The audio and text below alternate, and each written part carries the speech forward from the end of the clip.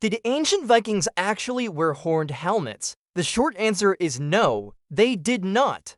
But the slightly longer answer is that it depends on what you mean by Vikings and what you mean by helmets. The reason that people think that Vikings wore horned helmets is because of a few 19th century opera companies that decided to outfit their Viking characters with these ridiculous-looking helmets. But before we get into why they did this, if you're enjoying this video so far, please consider liking and subscribing. It really helps my channel. So as I mentioned in the intro, the reason that people think that Vikings wore horned helmets is because of a few 19th century opera companies that decided to outfit their Viking characters with these ridiculous-looking helmets. The most famous staging of which was Richard Wagner's Ring Cycle operas, which were first performed in the late 1800s. These four operas are set in the world of Norse mythology and feature gods and monsters from that mythos.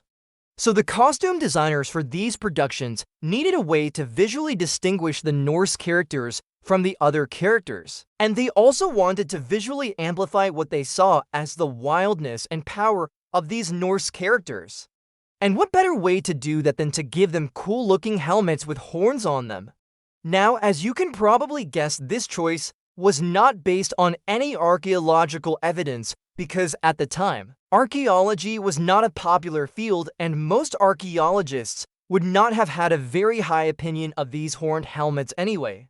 They would have pointed out that the vast majority of surviving Viking helmets were made of leather and were either unadorned or adorned with simple geometric patterns.